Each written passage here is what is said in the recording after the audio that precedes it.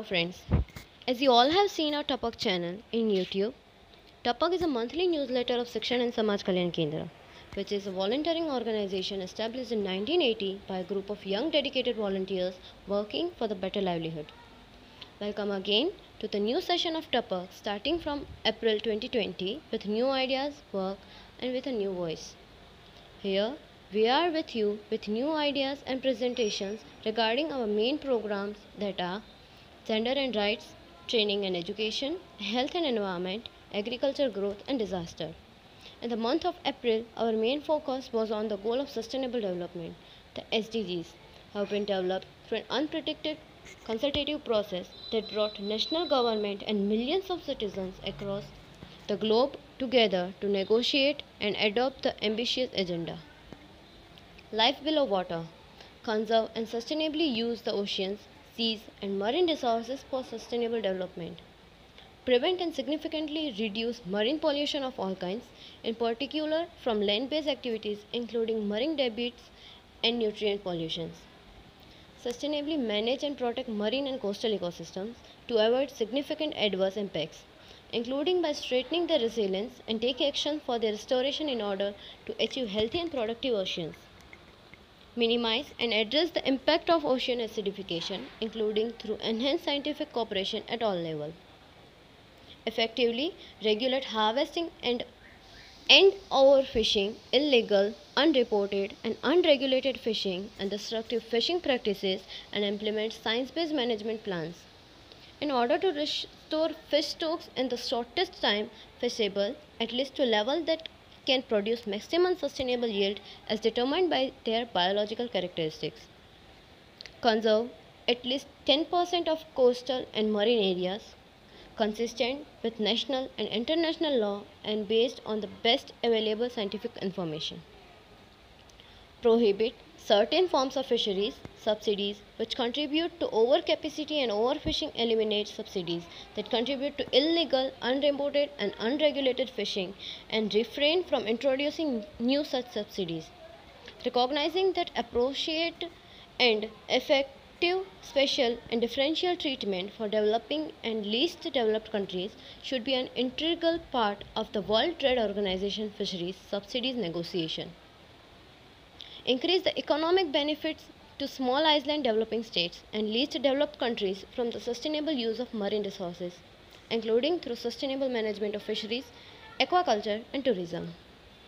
Increase the scientific knowledge, develop research capacity, and transfer marine technology, taking into the account of Intergovernment Oceanographic Commission criteria and guidelines on the transfer of marine technology.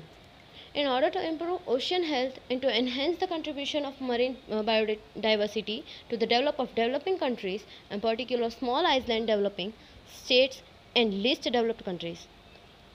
Provide access for small-scale artificial fisheries to marine resources and markets. Enhance the conservation and sustainable use of oceans and their resources by implementing international laws as reflected in the United Nations Convention on the Law of the Sea, which provides the legal framework for the conservation of sustainable use of oceans. At the end of the year 1920, there have been lots of difficulty in organizational affairs. Most of the activities were completed, but the measurements of water storage work were left. We tried to do the most of planning of the year 2021 through the phone and email. As well as the training of the new session was seemed difficult because of lockdown due to corona pandemic. But slowly we started weekly staff meeting with the help of Zoom and Google Meet. But the problem was to connect farmers via social media. We tried our best to cover as much as farmers possible through this medium and trained them and gave awareness about COVID-19. As we all know friends that nowadays most of farmers are dependent on pesticides for the pest control on crops. Because of unnecessary spread of hazardous chemical pesticides, today we found bad impact on the environment.